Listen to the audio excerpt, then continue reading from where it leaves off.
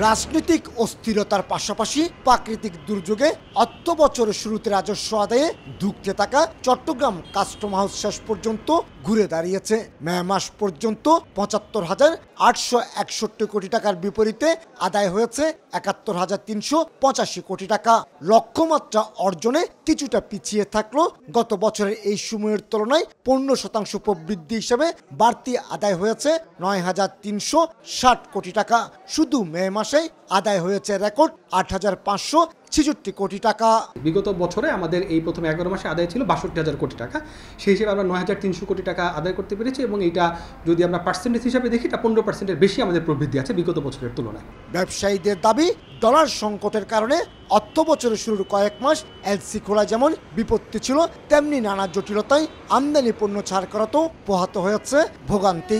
তবে সম্প্রতি high speed diesel থেকে ৬১৯ কোটি, ফার্নেস অয়েলে ৫১৫ কোটি, ক্রুড অয়েল থেকে ৩০২ কোটি, সিমেন্ট ক্লিংকার থেকে ১৬৭ কোটি, কয়লা থেকে ১৫৪ কোটি টাকা রাজস্ব আদায় হয়েছে।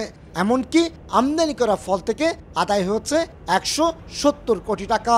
প্রবৃদ্ধি হয়েছে আমাদের কাস্টমস রেভিনিউ এবং ট্যাক্সেও প্রবৃদ্ধি এসেছে, কারণ স্থিতিশীলতার কারণ। জ্বালানি, খাদ্যদ্রব্য, শস্য এটা বিগত সময়ের চেয়ে অনেক বেশি আমদানি হয়েছে।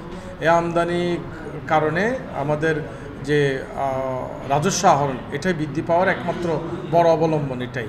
চট্টগ্রাম কাস্টম হাউজের রাজস্ব আদায়ে গুরুত্বপূর্ণ ভূমিকা রেখেছে চট্টগ্রাম বন্দর। বিশেষ করে নানা সংকটের মাঝেও চলতি অর্থ বছরে বন্দর জাহাজ বেড়ার পাশাপাশি কন্টেনার এবং কার্গো পণ্য হ্যান্ডেলিংয়ে রেকর্ড হয়েছে।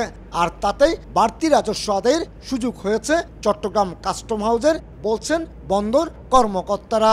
আগামী যে কয়টা দিন অর্থ বছরে বাকি আছে সেই কয়দিনেও আমরা যদি একটা প্রেক্ষাপট বিবেচনা করি, আশা করছি যে চলমান ধারা আছে সেই চলমান ধারা অব্যাহত থাকবে। ২০২৩-২৪ অর্থ বছরে ৬৮,৮৬৬ কোটি টাকা আদায় হয়। ২০২৪-২৫ অর্থ বছরে লক্ষ্যমাত্রা নির্ধারণ করা হয়েছে ৮০,৪০২ কোটি টাকা।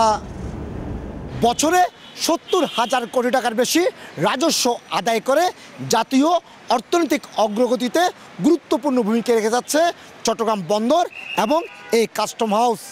চট্টগ্রাম কাস্টম হাউস থেকে কমল দে, সময় সংবাদ।